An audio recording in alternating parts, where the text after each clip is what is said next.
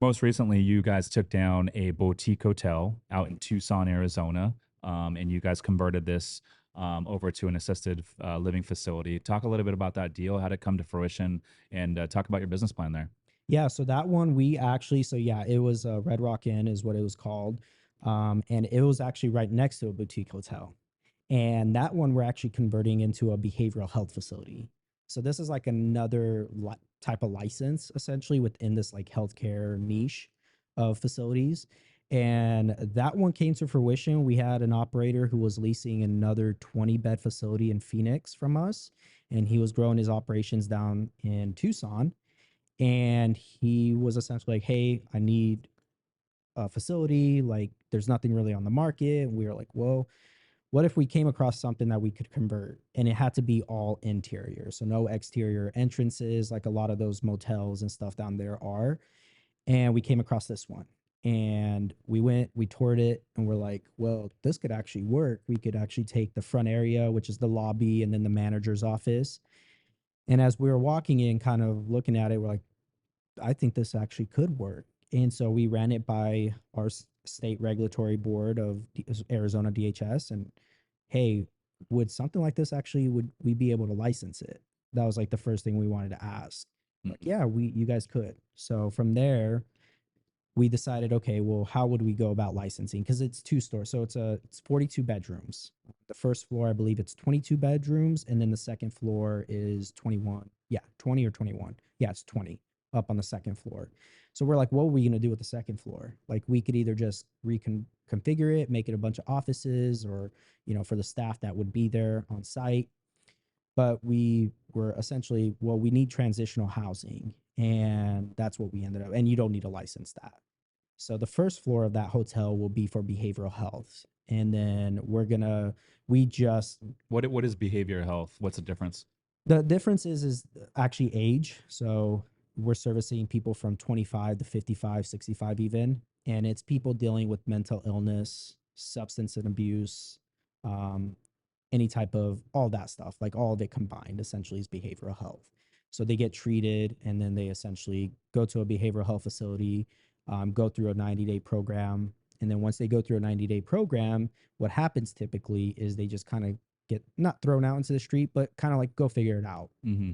So with the transitional component, what we're going to be able to do is actually give them housing, get them back on their feet, provide them with a job locally, right? And then from there, once they get on their feet, they can go get their own apartment essentially, or they can choose to stay. That's what our next deal, which is the 20-unit apartment complex, they could either just choose to stay there and lease from us directly.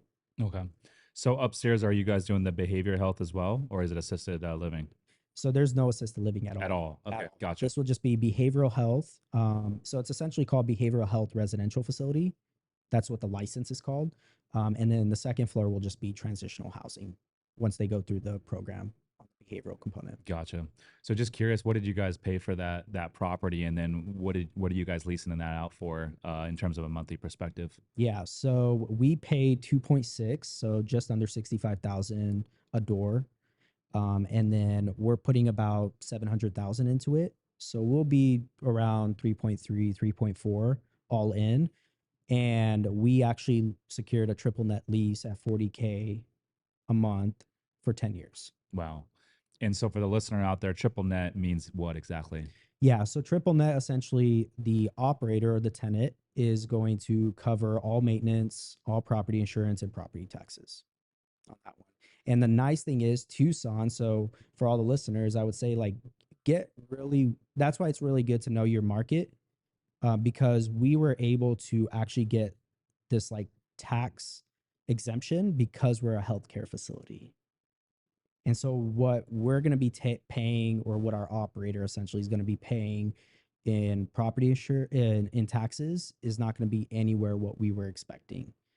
So I think I forget the exact numbers of how much he was supposed to pay. Hmm. And because we ended up just confirming with the city, like, hey, this is what this is going to be, like, how much are we going to have to pay in taxes, et cetera? Like, what is our payment schedule going to look like? And they're like, oh, well, actually, because it's going to be a health facility, you guys get this exemption. We're like, whoa, Whoa, really? that's going to save our operator a ton of money. Yeah. Yeah, it's amazing. And then how many years was this lease? for 10 years. Wow. Yeah. With step up payments and all that. Correct. Yeah. With annual increases. And then, yeah, he's got a 5-year renewal if he chooses. How do you guys get lending for a hotel like this that you're going to lease out to a behavioral operator?